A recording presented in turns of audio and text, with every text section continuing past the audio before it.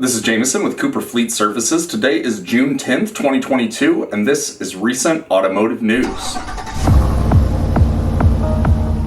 First, just wanted to say thank you to all of the subscribers. If you like content like this, which is just fleet-centric auto news in short 5 to 10 minute videos, please consider subscribing. The National Highway Traffic Safety Administration was started in 1970 by Richard Nixon's administration.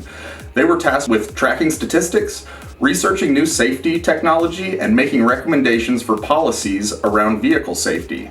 In 1969, the US had 5.04 fatalities per 100 million miles driven, and since the NHTSA started, that number has steadily declined to around 1.15 fatalities per 100 million miles driven on average over the last decade and a half. Since the pandemic, the deaths in relation to miles driven is up 20% to 1.34 fatalities per 100 million miles driven.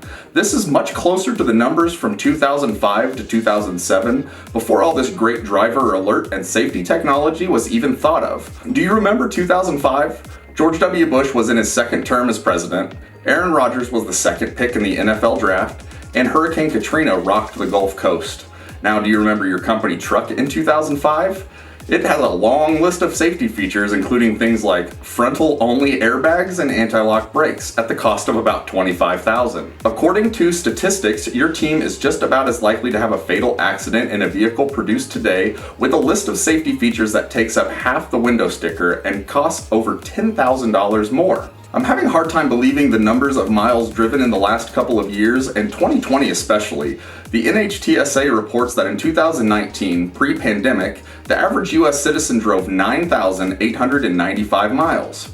In 2020, the whole world shut down and everyone stayed home for several months. The average went down about only 10%. To 8,761. In 2021, with record unemployment and lockdowns still affecting much of the country, we bounced right back to 9,702 miles per person on average per year.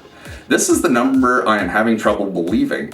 Based on nothing but my personal experience, roadways in 2020 after lockdowns were announced were almost completely vacant and remained that way for most of the year. If I were to guess, I would think the decrease in miles driven will be much more drastic in 2020, maybe 20 to 30%, and the fact that people were working from home and the record unemployment, I would expect the number of miles driven to be down in 2021 as well, at least 10%, and that's not what the statistics show. Even with some numbers not making sense to me, the trend is clear that the number of fatal crashes is on the rise.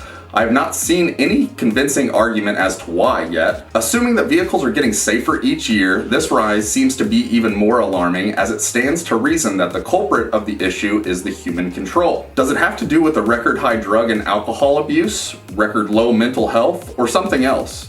I would be interested to see what your thoughts are, and please leave them down in the comments for me. All that being said, what is my advice to someone who operates a company vehicle or a fleet of company vehicles in this time of increased risk? CYA, cover your assets. Your biggest asset being your employees, or you if you're the driver. We recommend providing defensive driving training to anyone who operates your vehicles. Also, we have found that making a no cell phone policies while driving with no exceptions cuts down on accidents drastically. Most vehicles come with a very robust airbag and safety feature set, but most do not have a dash cam or GPS. These are the two items we recommend on every company vehicle. A forward and driver-facing dash cam not only protects you and your driver from fraudulent claims of fault in case of an accident, but we have found that people tend to drive better when they know there is a dash cam present. GPS tracking is available from several vendors, and it is mostly to monitor speed, harsh braking and acceleration, and the location of your vehicle in case of a crash or theft. This again not only helps after an incident to prove the speed and fault, but acts as a deterrent for bad driving. Nothing will make your fleet 100% safe, and it is mostly the responsibility of the person driving the vehicle to operate in an appropriate manner. If you know one of your employees drives recklessly, take immediate action. Vehicle accidents have shut down many businesses. Driving a 10,000-pound machine needs to be treated with the respect it deserves, and I recommend not having anyone operate your vehicles that does not agree 100% of the time. Getting off the NHTSA and safety, Jim Farley, the CEO of Ford, has started to say the quiet parts out loud. We have been predicting the transition coming for years, and Ford's CEO came right out and said that he believes there will be a consolidation of dealerships in the transition to EVs. This consolidation, we believe, will completely change the way Americans buy vehicles and how dealerships operate. I'm not even sure that when this is over that they'll be called dealerships still and not service centers. Ford, along with many other manufacturers, seem to want to move away from inventory on the ground at dealerships and customers being able to go home with a new vehicle the day they start shopping. Manufacturers are looking to decrease internal costs by making consumers order the vehicle they want and then wait for it to be produced and delivered. Keep in mind that this process usually takes several months and is a big change from the instant buying ability we currently have. We've been coordinating sales this way for many years for our customers, knowing that this change is coming.